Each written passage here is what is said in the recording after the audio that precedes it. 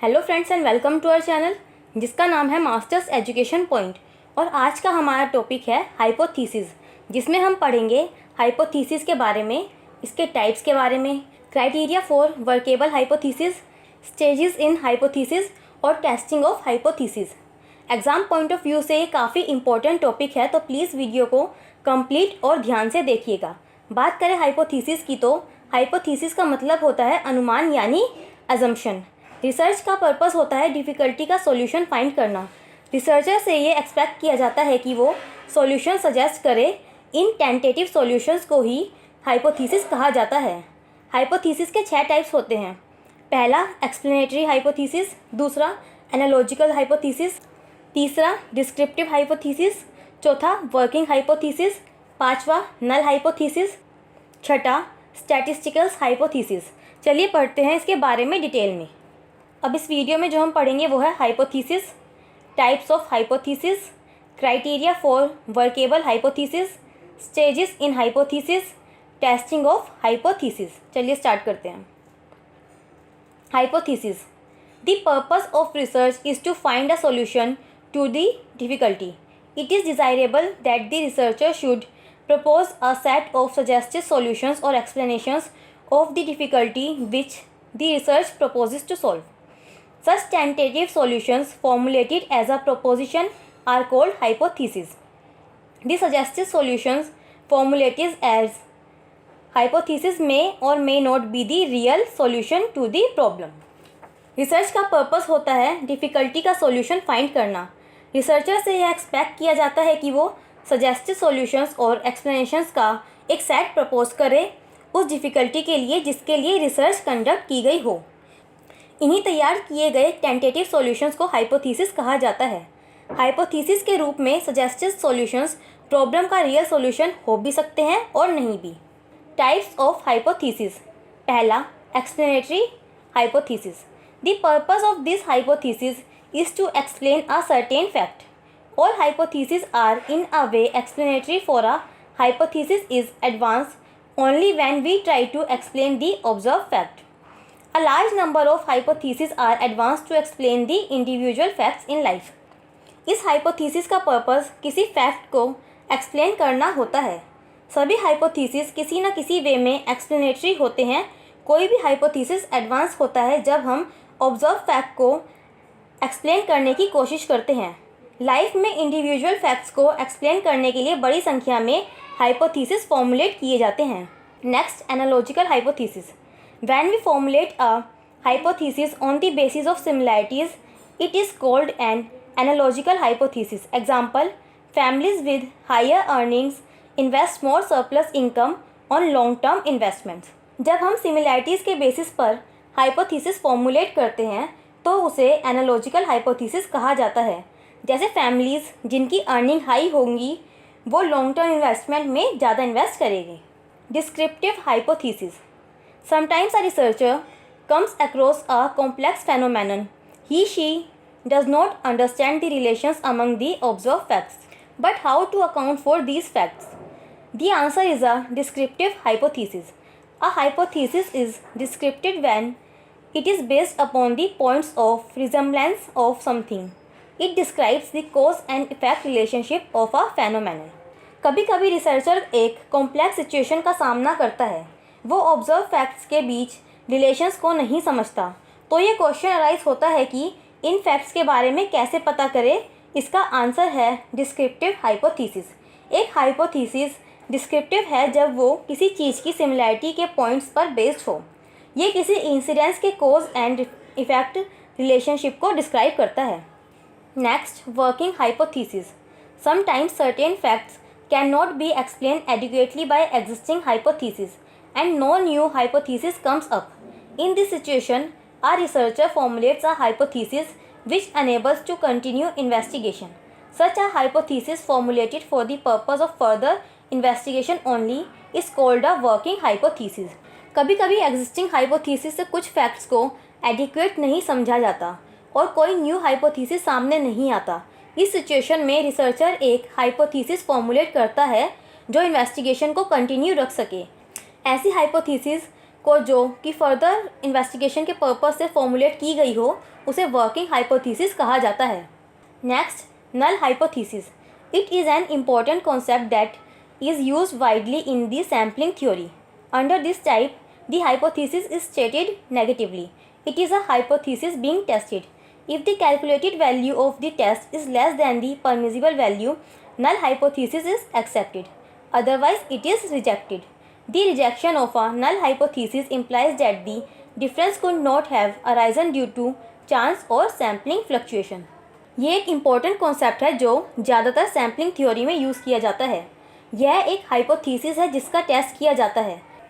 अगर टेस्ट की calculated value permissible value से कम हुई तो नल हाइपोथेसिस को एक्सेप्ट कर लिया जाता है, अदरवाइज इसे रिजेक्ट कर दिया जाता है। नल हाइपोथेसिस के रिजेक्शन का मतलब है कि डिफरेंस चांस और सैम्पलिंग फ्लक्चुएशन के कारण अराइज नहीं हो सकता था। Next, statistical hypothesis. Statistical hypothesis are the statements derived from a sample. These are quantitative in nature and are numerically measurable. For example, the average life of a tube light is 2000 hours etc. Statistical hypothesis वो statements हैं जो कि sample से derive हुई हो। ये quantitative होती है और इनको numerically measure किया जा सकता है। Example के लिए ट्यूबलाइट की average life 2000 घंटे होती है। Criteria for workable hypothesis.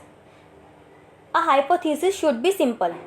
A simple hypothesis is preferable to a complex one.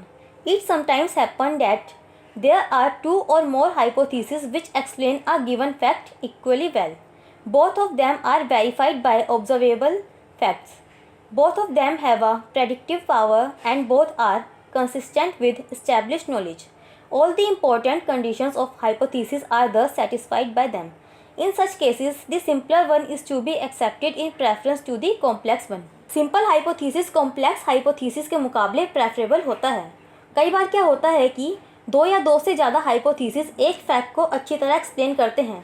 दोनों के पास प्रेडिक्टिव पावर होती है और एस्टैब्लिश नॉलेज भी। हाइपोथेसिस की सारी इंपॉर्टेंट कंडीशंस उनके द्वारा फुलफिल की जाती है।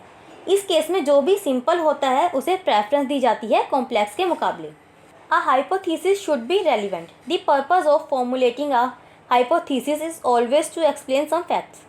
A hypothesis is called relevant if it can explain the facts of inquiry. Hypothesis formulate करने का पर्पस फैक्ट्स को एक्सप्लेन करना होना चाहिए। एक हाइपोथेसिस को रेलिवेंट तब कहा जाता है जब वो इंक्वायरी के फैक्ट्स एक्सप्लेन कर सके। अ hypothesis must have predictive and explanatory power. Explanatory power means that a good hypothesis over and above the facts is proposes to explain some other facts which are beyond its original scope.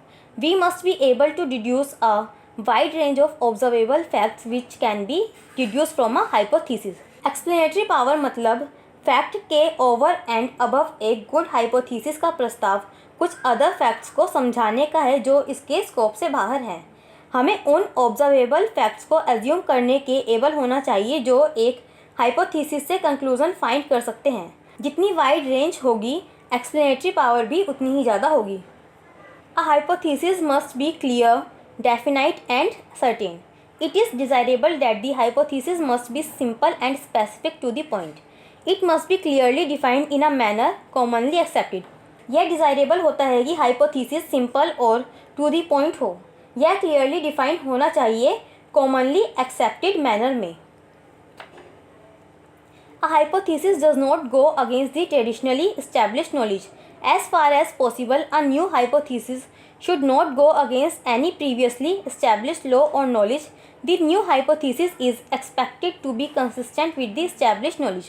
जहाँ तक हो सके एक नया hypothesis previous knowledge के against नहीं जाना चाहिए। न्यू हाइपोथेसिस से एक्सपेक्टेड नॉलेज के साथ कंसिस्टेंट होने की एक्सपेक्टेशन की जाती है। A hypothesis should be related to available techniques.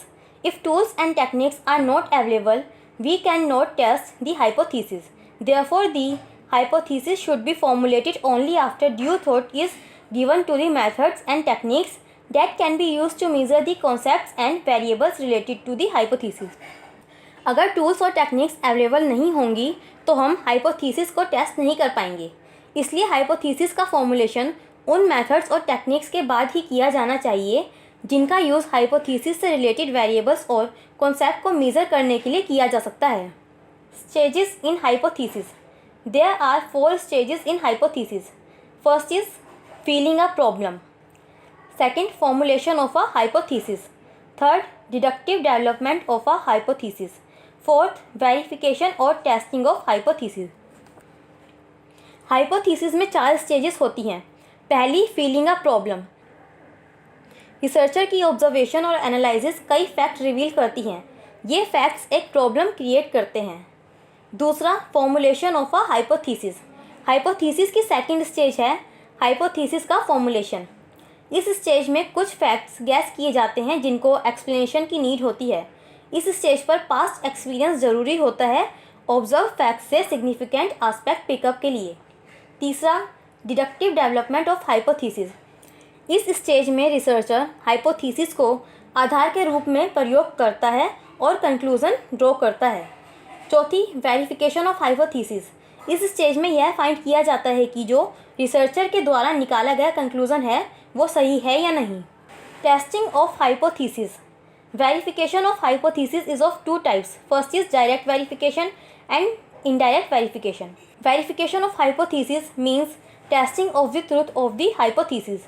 If the hypothesis agrees with the facts, it is said to be true and may be accepted as the explanation of the facts. But if it does not agree, it is said to be false.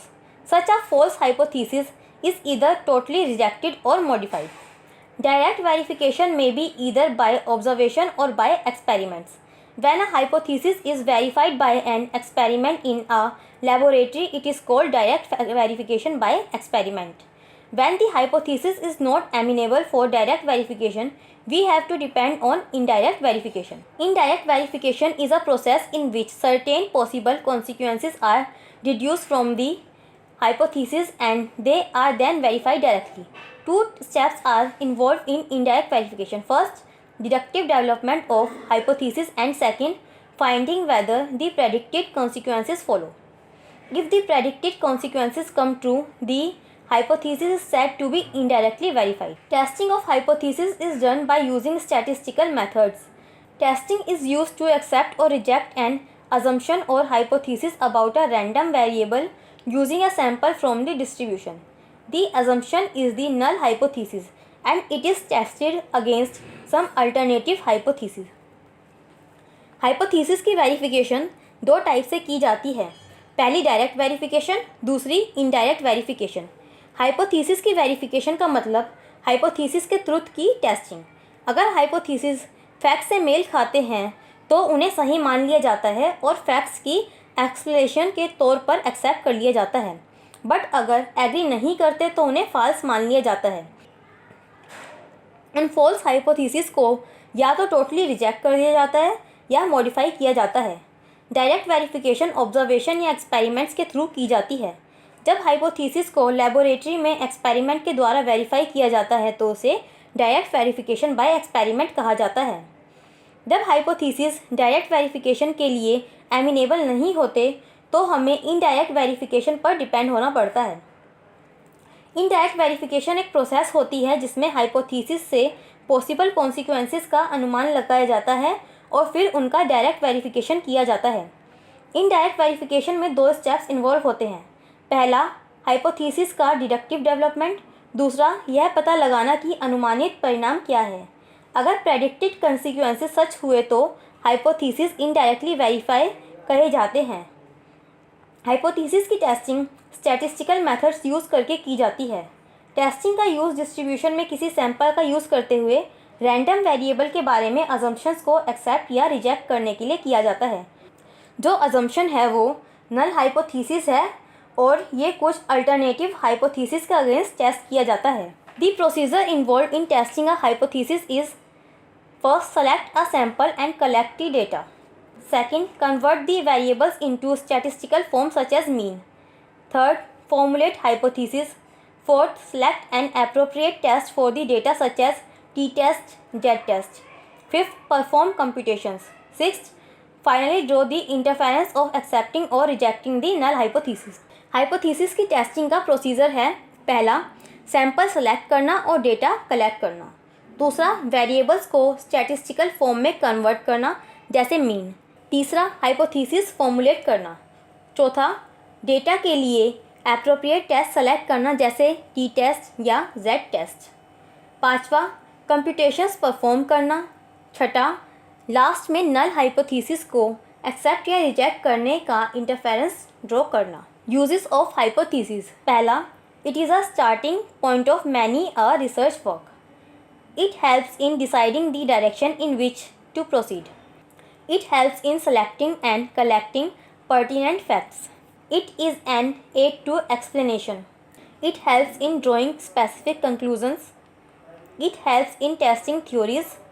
It works as a basis for future knowledge. ये कई research work का starting point होते हैं। Second, ये proceeding के लिए direction decide करने में हेल्प करते हैं। थर्ड, ये to the point fact select और कलेक्ट करने में हेल्प करते हैं। फोर्थ, यह एक्सप्लेनेशन में हेल्प करते हैं। फिफ्थ, यह स्पेसिफिक कंक्लूजन ड्रॉ करने में हेल्प करते हैं। सिक्स्थ, ये थ्योरीज टेस्ट करने में हेल्प करते हैं। और सेवेंथ, ये फ्यूचर नॉलेज में बेसिस के रूप में काम करते हैं। तो दोस्तों, आज की वीडियो में बस इतना ही। अगर आपको हमारी ये वीडियो पसंद आई हो तो लाइक शेयर ज़रूर करें और ये लाल वाला बटन भी दबाना ना भूलें, जिससे कि मेरी कोई भी आने वाली वीडियो आप मिस ना कर पाएँ। और अगर आपका कोई टॉपिक है जिसमें आपको प्रॉब्लम है तो आप हमें कमेंट करके बता सकते हैं। Thank you.